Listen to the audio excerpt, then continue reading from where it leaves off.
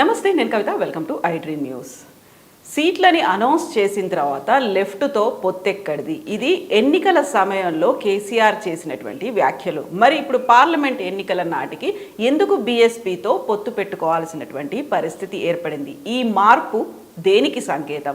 అసలు కేసీఆర్లో మార్పు వచ్చిందా? ప్రస్తుతం మనతో పాటుగా ఉన్నారు పొలిటికల్ అనలిస్ట్ ప్రకాష్ గారు. ప్రకాష్ గారు, నమస్కారం. నమస్కారం కవిత గారు. కరెక్ట్గా ఒక 4-5 నెలల కింద, మహా అంటే 6 నెలల కింద కేసీఆర్ చెప్పినటువంటి మాట, ఒంటరిగానే పోటీ చేస్తున్నాము, ఎవరితో పొత్తు ఉండదు, లెఫ్ట్తో కూడా పొత్తు ఉండదని. ఈసారి ఎందుకు బీఎస్పీతో పొత్తు పెట్టుకోవాల్సిన పరిస్థితి ఏర్పడింది? అనుభవం నేర్పిన పాఠాలు అవి. అనుభవం పెద్ద గురువు. ఎలక్షన్స్ ముందు ఏంటంటే ఆయన ఎవరు అవసరం లేదు, నేను ఈజీగా గెట్ ఓవర్ అవుతాను, నాకు కావాల్సిన సీట్లు నాకు వస్తాయి, 105 సీట్లు ఒకటేసారి అనౌన్స్ చేసినా కూడా మహా అంటే పోతే ఒక 20-30 సీట్లు పోతాయి, ఒక 70 సీట్లతోనైనా నేను మళ్ళీ అధికారంలోకి వస్తాను అనే ఒక ఆత్మవిశ్వాసం, మితిమీరిన ఆత్మవిశ్వాసం ఆయనకు ఉండేది. ఇప్పుడు ఏమైందంటే ఎలక్షన్స్ రిజల్ట్ వచ్చిన తర్వాత ఆయన అన్ని అంచనాలు వేసుకున్నాడు. కొన్ని దగ్గర 2%తో పోవడము, కొన్ని సీట్లలో 1% తేడా, కొన్ని సీట్లలో 0.5% ఉంది, కొన్ని సీట్లలో 10% గ్యాప్ కూడా ఉంది. అయితే అన్నీ అంటే దాదాపుగా ఆయన నమ్మిన దేవుడు ఆయనకు వరం ఇచ్చిండు అనుకోవచ్చు. Blessings in disguise. అంటే కరెక్ట్ టైంకి ఆయనకు లెగ్ ఫ్రాక్చర్ ప్రాబ్లం వచ్చింది. అదేంటంటే ఆయన ఆలోచించుకోవడానికి ఆయనకు అవకాశం, అది ఎవరిని కలవకుండా ఒంటరిగా బెడ్ మీద వారాల కొద్దీ ఉండడం అనేది అది ఒక రకంగా శాపం, బట్ ఒక రకంగా అదృష్టం అది. సో దాన్ని ఆయన ఒక బ్లెస్సింగ్గా తీసుకొని తను బాగా మేధోమదనం చేసుకున్నాడు. సరే, ఆయనే చేసిన తప్పులేంది అనేది మాలాంటి వాళ్ళని చెప్పాము, ఆయనకు కూడా అవి అర్థమైనాయి. ఎందుకంటే అంతకుముందు తన తప్పులు తనకు తెలియవు, ఎవరో ఒకరు చెప్తే తప్ప అవి నోటీస్ చేయరు వాళ్ళు. ఒకవేళ నోటీస్ చేసినా ఇది ప్రజలు గుర్తించరులే అని అనుకుంటారు. బట్ ఓపెన్గా మీడియాలో తను ఏం మిస్టేక్ చేశాడు అనేది అవతల వాళ్ళు కావచ్చు, సొంత వాళ్ళు కావచ్చు, మాట్లాడడం మొదలుపెట్టారు. అది కొంత రియలైజ్ కావడానికి కొంత ఉపయోగపడ్డది. రెండవది ఏంటంటే వామపక్షాలతో ఆయన పొత్తు పెట్టుకోకపోవడం వల్ల ఆయన ఏం నష్టపోయింది అనేది కూడా ఆయనకు అర్థమైంది. అంటే ఆయన చాలా తక్కువ అంచనా వేశాడు. ఇప్పుడు వాళ్ళకు ఉంది నల్గొండ అండ్ ఖమ్మమే కదా, ఆడ ఎట్లాగూ కొంత బలహీనంగా ఉన్నాం మనం, వాళ్ళ వల్ల పెద్దగా ప్లస్ అయ్యేది ఏముంటుంది అని అనుకొని ఉంటాడు ఆయన. కానీ డెఫినెట్గా వాళ్ళు కలిసి ఉంటుంటే ఒక ఇమేజ్ క్రియేట్ అయ్యేది, గెలుస్తారు వీళ్ళు ఈ క్యాండిడేట్స్, వాళ్ళకు కొంత బలం. మునుగోడులో ఏంటి అసలు, మునుగోడు గెలవడానికి ఏకైక కారణం అని చెప్పొచ్చు కమ్యూనిస్టులు ఆ రోజు కలిసింది కాబట్టి మునుగోడులో ఉప ఎన్నికల్లో బయటపడ్డాం. సో ఆయన సరిగా లెసన్ తీసుకోలేదు, అందుకే నో చెప్పాడు.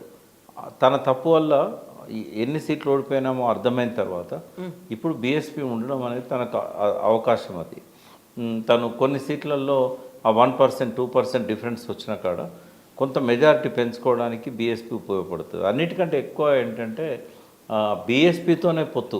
ఇప్పుడు మళ్ళీ సిపిఎం, సిపిఐ ఏవి కాదు కదా, బీఎస్పీతోనే ఎందుకు పొత్తు కలుస్తున్నాడు అంటే ఇనిషియేటివ్ అట్నుంచి వచ్చిందా ఇట్నుంచి వచ్చిందా అనేది మనకు తెలియదు. బయటికి వాళ్ళు ఎన్ని చెప్తున్నా కూడా ఎవరు ఫస్ట్ ఎవరిని రమ్మన్నారు, ఎవరు కలవాలనుకున్నారు, ఆ విషయాలు వాళ్ళిద్దరు ప్రెస్ మీట్లో కలిసి చెప్తే అర్థమవుతాయి. ఒకవేళ బీఎస్పీ కలవడం వల్ల మొన్నటిసారి ఏమైందంటే దళిత బంధు అనేది, అంటే మనం ఒక 20 కారణాలు అనుకుంటే బీఆర్ఎస్ ఓటమికి మొట్టమొదటి కారణం దళిత బంధు. అది కేసీఆర్ గారు కూడా గుర్తించారు. అది ఆయన ఈ మధ్య మాట్లాడే మాటలలో, ఇండోర్ మాటలలో, మీడియా ముందు కాకుండా ఇంటర్నల్గా మాట్లాడే వాటిలలో ఎవరైనా ఓటమి గురించి ప్రస్తావించినప్పుడు దళిత బంధు ఫస్ట్ తీసుకుంటున్నాడు ఆయన. వాస్తవంగా కూడా అనలిస్టులకు కూడా అర్థమైంది ఏంటంటే దళిత బంధే మేజర్ రీజన్. ఎస్సీస్ ఓట్ బ్యాంక్ ఏంటంటే దాదాపు 16-17% ఉంటుంది. ఈ ఎస్సీస్లో ఉన్న 16-17%లో దాదాపు 90% అగెనిస్ట్ ఉన్నారు టీఆర్ఎస్కి. ఎందుకు అంటే కొద్ది మందికే వచ్చింది దళిత బంధు, అందరికీ రాలేదు. దాంతో హేట్రెడ్ పెంచుకున్నారు, వాళ్ళ మనుషులకు ఇచ్చారు, వాళ్ళ పార్టీ వాళ్ళకి ఇచ్చుకున్నారు, వాళ్ళ పార్టీ నాయకులకు డబ్బులు ఇచ్చిన వాళ్ళకి ఇచ్చుకున్నారు, మనకి ఇవ్వలే కదా, ఈ టర్మ్లో ఇస్తానని చెప్పినా కూడా నమ్మలేదు వాళ్ళు. దాని మీద కూడా కావాల్సినంత డిస్కషన్ జరగలేదు. కేసీఆర్ గారి మాటల్లో కూడా ప్రసంగాలలో కూడా ఎలక్షన్స్ కంటే ముందు ఒక హామీ అనేది స్పష్టంగా దళిత బంధు విషయంలో వస్తున్న విమర్శలకు ధీటుగా ఆయన మాట్లాడలేదు. దాంతో ఏమైందంటే ఒక ఫ్రస్ట్రేషన్, ఒక వ్యతిరేకత అనేది దళితుల్లో ఎక్కువ వచ్చింది. అదే సమయంలో నరేంద్ర మోడీ గారు పరేడ్ గ్రౌండ్లో మీటింగ్ పెట్టి మందకృష్ణ మాదిగను వర్గీకరణ సమస్యను నేను పరిష్కరిస్తాను అన్నాడు. సో 5 ఏళ్ళు ఎట్లాగో మళ్ళీ మోడీ గారే వస్తారనేది జగమెరిగిన సత్యం. నెక్స్ట్ 5 ఏళ్ళలో డెఫినెట్గా ఆయన వర్గీకరణ చేస్తాడు. కాబట్టి బీజేపీ వైపు చాలామంది వెళ్ళిపోయారు. మందకృష్ణ మాదిగ ఫాలోయింగ్ ఉంది. ఆయన నిలబడితే ఓట్లు వేయరు కావచ్చు కానీ గెలుస్తాడో గెలవడో అని. బట్ ఆయనను ఫాలో అయ్యే వాళ్ళు చాలామంది ఉంటారు దళితులలో, పర్టికులర్గా మాదిగ కమ్యూనిటీ. వాళ్ళు ఎవరు కూడా వాళ్ళు బీజేపీ సైడ్ పోయారు. అట్లా మాదిగలను ఒక పక్క కాంగ్రెస్, ఇంకో పక్క బీజేపీ. టీఆర్ఎస్ మీద వ్యతిరేకతతో కాంగ్రెస్ వైపు పోయారు. ఇంకో సెక్షన్ బీజేపీ వైపు మందకృష్ణ మాటలతో వెళ్ళారు. ఇంకా టీఆర్ఎస్ మిగిలింది ఏంటంటే ఆ దళిత బంధువులు లబ్ధి పొందిన వాళ్ళు, డబ్బులు వచ్చిన వాళ్ళు కొద్దిమంది, అది కూడా. అందుకని ఆ గ్యాప్ను ఫిలప్ చేసుకోవాలి. 16% ఓట్ బ్యాంక్ అనేది చిన్నది కాదు, ఇగ్నోర్ చేయాల్సింది కాదు. సో ఆర్ఎస్ ప్రవీణ్ కుమార్ రావడం వల్ల, పర్టికులర్గా బీఎస్పీ దళితులకు ప్రాతినిధ్యం వహించే పార్టీ కాబట్టి అది రావడం వల్ల ఎంతో కొంత గ్యాప్ అనేది ఫిలప్ చేసుకోవడానికి అవకాశం ఉంటుంది. వాళ్ళు హార్డ్లీ అడిగితే 2 సీట్లు అడుగుతారేమో. ఒక సీట్ అయితే ఆల్రెడీ అనౌన్స్ చేశాడు, నాగర్ కర్నూలు ఆయనదే అని. ఇంకేమన్నా ఒక సీట్ అడిగితే అది ఇస్తుండొచ్చు. ఇంకా కావాలంటే హైదరాబాద్ లాంటి ఎట్లా గెలవము అనుకున్న సీట్లు ఉంటాయి. ఎట్లాగో కొన్ని సీట్లలో మనం అసలే గెలవము అనుకునేవి కొన్ని ఉంటాయి. వాళ్ళు వాళ్ళ ఎగ్జిస్టెన్స్ కోసం, వాళ్ళ క్యాడర్ను పెంచుకోవడం కోసం, వాళ్ళు గెలుస్తామని కాకుండా బీఎస్పీ తన క్యాడర్ను పెంచుకోవడం కోసం పొత్తు ధర్మంలో భాగంగా అడిగితే అడగచ్చు. అయితే ఇక్కడే కీలకంగా ఇప్పుడు దళిత బంధు రాకపోవడం వల్ల వచ్చిన వ్యతిరేకతని ఒక సానుకూలంగా మార్చుకోవడానికి ఆర్ఎస్ ప్రవీణ్ కుమార్ ఉపయోగపడతారా? At the same time Sirpur కాగజ్ నగర్లోనే ఓడిపోయినటువంటి ఒక వ్యక్తిని మళ్ళీ ఇక్కడ ఎంపీగా పెట్టడం, అందరూ ర్యాలీ అయ్యి అక్కడ వచ్చి ఓటేస్తారని ఎలా అనుకుంటున్నారు? ఇక్కడ ఈక్వెషన్స్ ఎట్లుంటాయంటే, ఇప్పుడు కొడంగల్లో ఓడిపోయిన రేవంత్ రెడ్డి మనకు మల్కాజ్గిరిలో ఎంపీ అయ్యాడు, గెలిచాడు. వాస్తవంగా చెప్పాలంటే ఆ రోజు మల్కాజ్గిరి పార్లమెంట్లో దాదాపు అన్ని సీట్లు కూడా బీఆర్ఎస్ ఎమ్మెల్యేలు. ఆయన అక్కడ ఓడిపోయాడు. ఇక్కడ ఒక ఎమ్మెల్యే లేడు వాళ్ళకు, అయినా కూడా ఆయన ఎంపీ కాగలిగాడు. కాగజ్నగర్లో ఓడిపోవచ్చు. సికింద్రాబాద్ సంగతి ఏంటి? అంబర్పేటలో ఓడిపోయిన కిషన్ రెడ్డి సికింద్రాబాద్లో ఎంపీ కాలేదా? ప్రవీణ్ కుమార్ది సొంత నియోజకవర్గం అలంపూరు నాగర్ కర్నూలు పరిధిలోకి వస్తుంది. మొన్న బీఆర్ఎస్కు 50,000 మెజార్టీ వచ్చింది. ఒక మామూలు వ్యక్తి, అతను ఎమ్మెల్సీగా ఉన్న ఒక రెడ్డి, నీలం సంజయ్ రెడ్డి గారికి మనవడు అవుతాడు. ఆయనే బలంతో గెలిచాడు. ఆ విజయుడు ఎవరో ఎవరికి తెలియదు. బట్ 50,000 మెజారిటీ వచ్చిన కాన్స్టిట్యున్సీ అది. గద్వాల్ ఉన్నది, గద్వాల్ కూడా అలంపూర్ కాన్స్టిట్యున్సీ. గద్వాల్లో కూడా బీఆర్ఎస్ గెలిచింది. ఈ రెండింటితో పాటు ఆయనకున్న బలం కొంత ఉపయోగపడుతుంది. తర్వాత కొన్ని నియోజకవర్గాల్లో దగ్గర దాకా వచ్చిపోయారు. నార్కన్లో కావచ్చు, అచ్చంపేట కావచ్చు. కొన్ని దిక్కులో మరీ గ్యాప్ ఎక్కువ ఉంది, కొన్ని దిక్కులో లేదు. అయితే మరీ ప్రవీణ్ గెలవడం అని చెప్పడానికి లేదు. కొద్దిగా ప్రయత్నం చేస్తే నాగర్ కర్నూలులో గెలిచే అవకాశం ఉంటుంది. మళ్ళీ అక్కడ క్యాండిడేట్ ఎవరైతే ఉన్నారో బీజేపీ తరఫున టీఆర్ఎస్ నుంచి బీఆర్ఎస్ నుంచి అందులో పోయిన వ్యక్తే రాములు క్యాండిడేట్ అవుతున్నాడు. రాములు అటు పోయిండని చెప్పి చాలా వ్యతిరేకత కూడా వచ్చింది అక్కడ, అనే బీజేపీ వైపు పోయిండని చెప్పేసి. సో అట్లా కొంత ప్రవీణ్ కుమార్ గెలిచే అవకాశాలు ఉన్నాయి. బీఆర్ఎస్ బీఎస్పీ అలయన్స్లో అదొక ప్లస్ పాయింట్ అని నేను అనుకుంటున్నాను, నాగర్ కర్నూలు గెలవడం అనేది. అక్కడ ఆయన కాకుండా ఇంకా ఏ వ్యక్తికి ఇచ్చినా కూడా ఆయన అంత ప్రభావం చూపెట్టలేరు. అయితే ఇప్పుడు మందకృష్ణతో కలిసి లేకుంటే బీజేపీ అక్కడ ఉన్నటువంటి వర్గీకరణకు సంబంధించి ఒక కన్ఫర్మ్డ్గా జరుగుతుంది అనేటువంటి ఒక గ్యారంటీ అయితే వచ్చింది. బట్ అందులో ఒక క్లారిటీ అనేది లేకపోతే తన అభిప్రాయాన్ని ఎప్పుడు ప్రవీణ్ కుమార్ చెప్పలేదే. అంటే చెప్పినా కూడా ఇప్పుడు గతం ఏంది అనేది ఎవరు పట్టించుకోరమ్మా. ఇప్పుడు వర్గీకరణ అనేది ఒక జనరేషన్ మారింది. 94, 95లో మందకృష్ణ మాదిగ వర్గీకరణ ఉద్యమాన్ని తీసుకొచ్చాడు. 30 ఏళ్ళు అయింది. ప్రతి 20 ఏళ్ళకు ఒక తరం వస్తుంది. ఆయన ఉద్యమం లేవదీసిన తర్వాత, ఆ ఉద్యమం చల్లారిన తర్వాత 5-6 ఏళ్ళకు పుట్టిన వాళ్ళు ఇప్పుడు ఓటు హక్కు వచ్చింది. తెలంగాణ ఉద్యమం కూడా అంతే కదా. తెలంగాణ ఉద్యమం ప్రారంభించిన నాడు పుట్టని వాళ్ళు ఇప్పుడు ఓటర్స్. వాళ్ళ లోపల ఆ ఫీలింగ్స్, ఆ సెంటిమెంట్స్ ఎక్కువ ఉండవు. మందకృష్ణ మాదిగతో తిరిగిన జనరేషన్ ఏదైతే ఉందో వాళ్ళకు ఉంటుంది అది. కానీ అది చాలా స్ప్లిట్స్ అయింది, ఎన్నో చీలికలు అయింది మందకృష్ణ మాదిగ నాయకత్వంలో. ఎంతోమంది విడిపోయి వాళ్ళు వేరే పెట్టుకున్నారు. అంత బలంగానైతే లేదు ఆ వాదం. అలా అసెంబ్లీ ఎలక్షన్స్లో కొంత దళిత బంధు వ్యతిరేకతతో అటు ఇటు స్ప్లిట్ అయ్యారు, కానీ ప్రవీణ్ కుమార్ కొంత ర్యాలీ చేయగలుగుతారని ఒక నమ్మకం ఉంది. ఎందుకంటే ఆయన ఏ పని చేసినా కొంత సీరియస్గా చేస్తాడు. స్వేరోస్ ఉన్నారు, ఆయన తయారు చేసిన టీమ్స్ ఉన్నాయి. ఐపీఎస్ ఆఫీసర్ కాబట్టి నాన్ సీరియస్ అందరిలో ఉన్నట్టు ఆయన లోపల ఉండదు. ఆయన ఒక దళితులకు ఒక దిక్సూచిలా కనబడుతున్నాడు. ఆయన వాళ్ళ కమ్యూనిటీలో ఇంత మేధావి, ఒక ఐపీఎస్ రిజైన్ చేసి మన కోసం సాక్రిఫైస్ చేస్తున్నాడు. కన్సీరామ్ మాయావతిలకు ఆయన ఇక్కడ సిసలైన వారసుడు అన్న ఒక ఫీలింగ్, ఎమోషన్స్ జనరేట్ అవుతున్నాయి. ఆయన తక్కువ టైంలో ఆయన పార్టీ ఎలక్షన్స్కి పోయింది. ఇక్కడ ఆయన బీఎస్పీ లీడర్ అయిన తర్వాత ఇంకొంచెం గ్యాప్ ఉండుంటే ఆయన బాగా క్యాంపెయిన్ చేసుకునేవాడు. ఇప్పటివరకు ఆయనకు వచ్చిన ఇమేజ్ అవన్నీ కూడా బీఆర్ఎస్కి అది ప్లస్ అయ్యిద్ది అనుకుంటున్నా, కానీ మైనస్ అయిద్దని నేను అనుకోవట్లేదు. ఎస్. సో తన ఇమేజ్ బీఆర్ఎస్కి ప్లస్ అవుతుంది అనుకున్నప్పుడు ఇప్పుడు బీఆర్ఎస్లో పోటీ పడేటువంటి క్యాండిడేట్లు లేకపోవడం వల్లే బీఎస్పీ వైపు చూడాల్సినటువంటి పరిస్థితి ఏర్పడింది అనేది. 9 మంది సిట్టింగ్ ఎమ్మెల్యేలో ముగ్గురు ఆల్రెడీ పార్టీ మారారు. మిగిలిన చోట్ల కూడా అభ్యర్థుల్ని పెట్టడానికి లేదు. నాగర్ కర్నూలుకి ఆల్రెడీ ఆర్ఎస్ ప్రవీణ్ కుమార్ని అనౌన్స్ చేసినప్పటికి కూడా మిగిలిన స్థానాల్లో బీఆర్ఎస్ వాళ్ళు లేక బీఎస్పీ వాళ్ళ వైపు చూస్తున్నారు అనే దానికి ఏమంటారు? క్యాండిడేట్స్ ఉన్నారమ్మా, అట్లేం లేదు. కలిసి వస్తుందని తీసుకున్నారే తప్ప క్యాండిడేట్ లేక కాదు. ముందు గువ్వల బాలరాజుకి ఇద్దామనేది డిసైడ్ అయింది, నేను విన్నాను.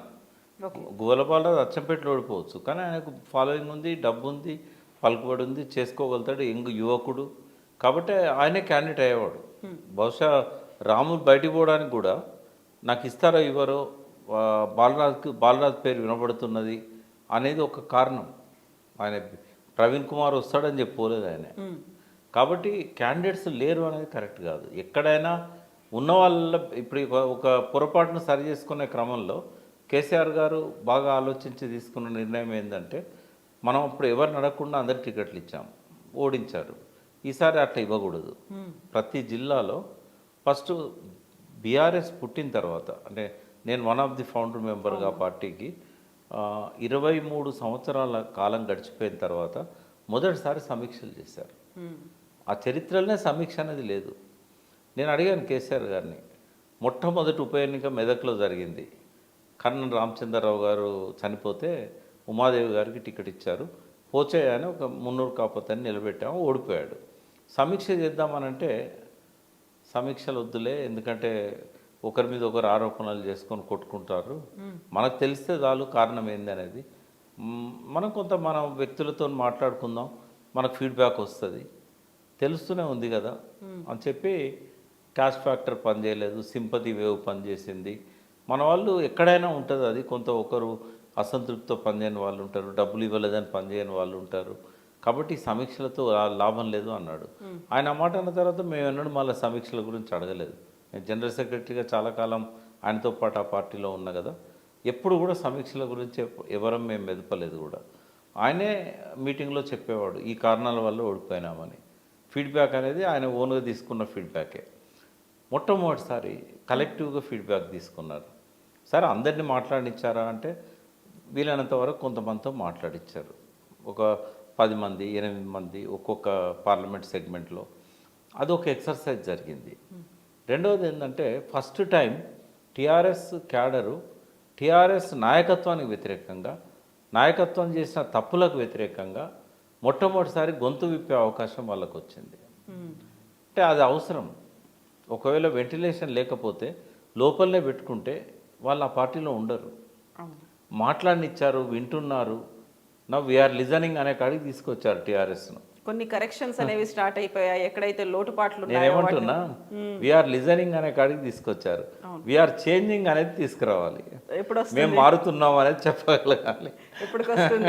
అయితే ఇప్పుడు అదొకటి విన్నారు. హరీష్ రావు గారు, కేటీఆర్ గారు, కేశవరావు గారు, పెద్ద పెద్ద వాళ్ళంతా అప్పుడున్న మాజీ మంత్రులు, నా నిరంజన్ రెడ్డి, వీళ్ళంతా కూర్చునేవాళ్ళు. ఒక స్టేజ్ అయిపోయింది. అది అయిపోయిన తర్వాత కేసీఆర్ గారు ఏం చేశారు, క్రౌడ్ను కాకుండా, అంటే క్రౌడ్ అంటే టీఆర్ఎస్కు అన్ని జిల్లా పరిషత్లు టీఆర్ఎస్కే ఉన్నాయి కదా. సో ఆ గ్రామ స్థాయి దగ్గర నుంచి ప్రజాప్రతినిధులు ఎవరైతే ఉన్నారో వాళ్ళందరినీ పిలిచారు. అప్పుడు అంటే ఒక్కొక్క మీటింగ్కు 1000 మంది పైన వచ్చారు, ఒక్క పార్లమెంట్ సెగ్మెంట్. ఈసారి ఏం చేశాడు ఆయన, రోజుకు 2 పార్లమెంట్ సెగ్మెంట్ల నుంచి మొత్తం కలిపి ఒక 40-50 మంది కూడా ఉండరు. అంటే ఒక్కో పార్లమెంట్ సెగ్మెంట్లో ఒక 20 మందిని 25 మందిని పిలిచాడు. Cream of the constituency. అంటే 7 అసెంబ్లీ సెగ్మెంట్స్ నుంచి వచ్చిన వాళ్ళు ఎంతమంది అంటే 25-30 మంది. అంటే ఒక్కొక్క కాన్స్టిట్యున్సీ నుంచి 3-4 మ్యాక్సిమం. ఒక్కొన్ని దిక్కులో ఒక్కరే వచ్చారు. ఆయనే డైరెక్ట్గా వాళ్ళతో మాట్లాడాడు, వాళ్ళని ఇన్స్పైర్ చేయడానికి ప్రయత్నం చేశాడు. ఇక్కడ ముందు ఆయన మాట్లాడిన తర్వాత వాళ్ళతోని ఎట్లా ప్లాన్ చేసుకోవాలి, ఎవరు క్యాండిడేట్ అయితే బాగుంటుంది, మీకు ఎవరికైనా ఇంట్రెస్ట్ ఉందా ముందే తెలుసుకునేవాడు. అక్కడ ఉన్న ఆస్పిరెంట్స్ ఎవరు తెలుసుకొని ముందే వాళ్ళ గురించి ఆయన స్పీచ్లో చెప్పేవాడు. ఈసారి కూడా ఇవ్వాలనుకున్నాం, ఇవ్వలేకపోతున్నామని చెప్పేవాడు. మేము భవిష్యత్తులో తప్పకుండా చూస్తాము అని చెప్పేవాడు. దాంతో అక్కడ మాత్రం ఎవరు నోరు విప్పేవాళ్ళు కాదు. బయటికి పోయిన తర్వాత వాళ్ళ ఆలోచనలు వాళ్ళు చేసుకునేవాళ్ళు. అట్లా జరిగినాయి ఈ సమీక్షలన్నీ కూడా. బట్ ఒక్కటమ్మ క్లియర్గా చెప్తున్నాను నేను, మారాలనే ఆలోచన వచ్చింది కానీ ఇంకా మారడం అనేది బయటికి కనబడట్లేదు, స్టార్ట్ అవ్వట్లేదు. ఎందుకంటే కేసీఆర్ నుంచి ఏం కోరుకుంటారు? చాలా కాలం తర్వాత బయటకు వచ్చాడు. ఇంతకాలం సైలెంట్గా ఉన్నారు. సైలెంట్గా ఉన్నా కూడా కలవడానికి కొందరికి అవకాశం వచ్చింది, ఎక్కువ మందికి రాలేదు. నందినగర్ పోయి కొంతమంది కలిశారు, హాస్పిటల్లో కొంతమంది కలిశారు. సరే, ఆయన అనారోగ్యంతో ఉన్నప్పుడు చాలామంది ఆయనకు ఆత్మీయులు ఉంటారు కదా ప్రతి జిల్లాలో. ఇప్పుడన్నా కలుద్దామేమో అని అంటే మళ్ళీ అదే తాళ్ళు పెట్టుకొని ఎవరిని రానియకపోవడం, కలవనీయకపోవడం. అంటే ఆ వచ్చిన 30-35 మందితోని ఒక గంట సేపు స్పేర్ చేసి ఒక్కొక్కరితో ఒక 4గురితో ఒకసారి, 5గురితో ఒకసారి, ఒక్కొక్క అసెంబ్లీ సెగ్మెంట్ 14 అసెంబ్లీ సెగ్మెంట్ల నుంచి వస్తారు. 14-5 70 నిమిషాలు, 5-5 నిమిషాలు ఒక్కొక్క టీంకు అవకాశం ఇచ్చుంటే ఒక కాన్స్టిట్యూన్స్ తర్వాత ఒకరు రండి అంటే ఎంత బాగుంటుంది. తర్వాత రోజు బ్రేక్ఫాస్ట్ నాకు తెలిసి ఒక కేసీఆర్నే చూశాను నేను. ఇంకో వ్యక్తి లేకుండా ఆయన బ్రేక్ఫాస్ట్ చేయడు, లంచ్ చేయడు, డిన్నర్ చేయడు. ఎప్పుడు కూడా ఆయన ఎవ్వరు లేకపోయినా కింద ఎవరు ఉన్నారో చూసి తీసుకురండి అంటాడు. ఉద్యమకాలం అంతా చూసాం, ఈవెన్ ముఖ్యమంత్రి అయినాక కూడా చూసాం. ఎవరు లేని ఆయన భోజనం చేయడు. ఎవరినో అక్కడున్న వాళ్ళని తీసుకొచ్చి కూర్చోబెట్టుకునే దానికంటే ముందే ప్లాన్ చేసుకొని మీరు ఆ రోజు పొద్దున బ్రేక్ఫాస్ట్ జాయిన్ కండి అంటే వాళ్ళు ముందు రోజు వచ్చి ఇక్కడ పడుకుంటారు, మార్నింగ్ బ్రేక్ఫాస్ట్కి ఆయనతో పోతారు. అట్లా ఒక్కొక్క పార్లమెంట్ సెగ్మెంట్ నుంచి ఒక 15 మందితో కలిసి బ్రేక్ఫాస్ట్ చేస్తే ఆ తృప్తి వేరు కదా. మాకు టైం ఇయ్యడు, మళ్ళీ అదే కంటిన్యూ అవుతున్నది. మాజీ మంత్రులను కూడా తాడుగట్టి ఆయన కలవనీయకపోవడం, నెట్టి పడేయడం తెలంగాణ భవన్లో, ఈ సీన్లన్నీ రిపీట్ అవుతున్నాయి. అది కోరుకోవట్లేదు ప్రజలు. అది కేసీఆర్ మార్పు రావాల్సింది. ఆ కేసీఆర్లో అందరినీ నేను కలవాలి, అందరితో నేను చనువుగా ఉండాలి, ఉద్యమకాలం నాటి స్నేహాన్ని నేను కొనసాగించాలి అనే ఆ మార్పు కోసం మేము చూస్తున్నాం. ఆ మార్పు రావట్లేదు. రెండవది, కేటీఆర్, హరీష్ రావు ఎప్పటిలాగానే అందరినీ కలుస్తున్నారు. కేటీఆర్ కొంత కలవడం అనేది ఉండే, బట్ అది ఆయన రెక్టిఫై చేసుకున్నాడు, అందరికి టైం ఇస్తున్నాడు, కలుస్తున్నాడు. కానీ ఎక్కువసార్లు ఏమవుతుందంటే వాళ్ళు మాట్లాడేసి పోయి కారెక్కుతున్నారు. ఆ కారెక్కేదాకా కూడా సెల్ఫీలు, ఎవరు బలం ఉన్నోడు తోసుకొని పోయి సెల్ఫీ తీసుకుంటున్నారు. ఇది మారాలి, ప్రైవసీ ఇవ్వాలి నాయకులకు, మనసు విప్పి మాట్లాడడానికి అవకాశం ఇవ్వాలి.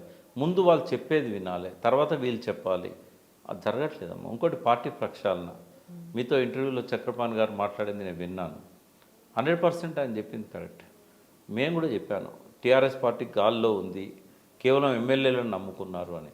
ఈసారి మార్పు ఏంటంటే ఎమ్మెల్యేల స్థానంలో కోఆర్డినేషన్ కమిటీ వేయాలనేది ఒక డిసిషన్ అయింది. బట్ ఆ కమిటీలో ఎవరు ఉండాలి, వాళ్ళతోనైనా మాట్లాడి, అప్పుడు జరిగిన పొరపాటు ఇది, ఈసారి ఇట్లా టైం ఎక్కడుందమ్మా? 4 రోజులు అయితే కోడ్ వస్తుంది, తర్వాత హడావిడి ర్యాలీలు ఇవన్నీ జరుగుతూ ఉంటాయి. అంటే జనరేషన్ టు జనరేషన్ అన్ని రంగాలల్లో, టెక్నాలజీ ఒకటే కాదు, అన్ని రంగాలలో మార్పులు వస్తాయి. అందరు ఆలోచనలలో పోయిన తరంలాగా ఈ తరం ఆలోచించరు. ఇంకా వెనకటి పద్ధతిలో బహిరంగ సభలు, ర్యాలీలు, మన ముఖం చూసి ఓట్లేసే పద్ధతులు లేవమ్మా. బట్ ఇప్పుడు ఏమంటున్నారు, అప్పుడు బహిరంగ సభలు పెట్టాం, ఇప్పుడు బహిరంగ సభలు వద్దు, ర్యాలీలు పెట్టుకుందాం. ఈ రెండూ కూడా నా దృష్టిలో అవసరం లేదు. ఇప్పుడు నువ్వు ఎన్ని ర్యాలీలకు జనాలు వచ్చినా, ఎన్ని బహిరంగ సభలకు వచ్చినా, వచ్చిన జనమా తెచ్చిన జనమా? వచ్చిన జనం అయితే మెచ్చుతారు, వాళ్ళు మెచ్చిన జనం అవుతారు. తెచ్చిన జనం అయితే వాళ్ళు కనబడతారు, ముఖం చూపెడతారు, మేము వచ్చినాం, వెళ్ళిపోతారు. సో ఇవి కాదు కావాల్సింది. వాళ్ళ హార్ట్లోకి డైరెక్ట్గా చొచ్చుపోయే విధంగా మనము వాళ్ళతో వన్ ఆన్ వన్ మాట్లాడమో లేకుంటే మీడియాను ఉపయోగించుకోవడమో ఇవన్నీ జరగాలి. ఇంకా వైపుగా సోషల్ మీడియా ద్వారా ఏం నష్టం జరిగిందో అర్థమైంది వాళ్ళకు. అంటే అవతల పార్టీలకు, అది బీజేపీ కావచ్చు, అది కాంగ్రెసే కావచ్చు, వాళ్ళిద్దరి చాలా శక్తివంతంగా పనిచేసినాయి. మనకు ఐటీ డిపార్ట్మెంట్ మన చేతిలో ఉండి, గవర్నమెంట్ ఉండి, ఐటీ కంపెనీలన్నీ మన చేతిలో ఉండి మనం చేసుకోలేకపోయినాం. దానిలో ఆ రెక్టిఫికేషన్కు ప్రయత్నాలు స్టార్ట్ అయినాయి. కానీ ఈ పార్లమెంట్ ఎలక్షన్స్లో వాళ్ళిద్దరిని ఓవర్టేక్ చేయగలుగుతారని అయితే నేను అనుకోవట్లేదు. స్టెప్స్ అయితే స్టార్ట్ అయినాయి. కాబట్టి ఈ పార్లమెంట్ ఎన్నికల్లో వేగంగా వాళ్ళు పార్టీ పరంగా తీసుకురావాల్సిన నిర్మాణ చర్యలు కానీ, కొత్త నాయకత్వాన్ని ఎక్స్పోజ్ చేసే ఇది కానీ, మొన్నటి ఎలక్షన్స్లో ఎవరి వల్ల నష్టం జరిగిందో వాళ్ళని పక్కకు పెట్టే ప్రాసెస్ కానీ, ఇది ఏది జరగడం లేదు. జరగనప్పుడు ఏమైందంటే మళ్ళీ గెలుపోవటంలో దైవాధీనాలు అవుతాయి. కాబట్టి మీ ద్వారా కనీసం ఈ మాటలను వాళ్ళు విని నిర్మాణాన్ని కొంత పటిష్టం చేసుకొని, ఒక్కరి మీదనే బాధ్యతలు పెట్టకుండా కోఆర్డినేషన్ కమిటీలో ఉన్న వాళ్ళతోని పర్సనల్ ర్యాపో పెంచుకుంటూ అట్లా పార్టీ ప్రక్షాళనకు కొన్ని చర్యలు తీసుకోవడం. కేసీఆర్ గారు ప్రతిరోజు కనీసం ఒక బ్రేక్ఫాస్ట్కి, లంచ్కి ఒక్కొక్క నియోజకవర్గము పార్లమెంటరీ సెగ్మెంట్ వారీగానో వాళ్ళని కూర్చోబెట్టుకొని మనసు విప్పి మాట్లాడడం, వాళ్ళని మాట్లాడించడం, ఇవన్నీ చేస్తే తప్ప వన్ సైడ్గా మనం చెప్దాం వాళ్ళు వింటారు అంటే కుదరదు. మీరు వినాలి, మీరు మారాలి.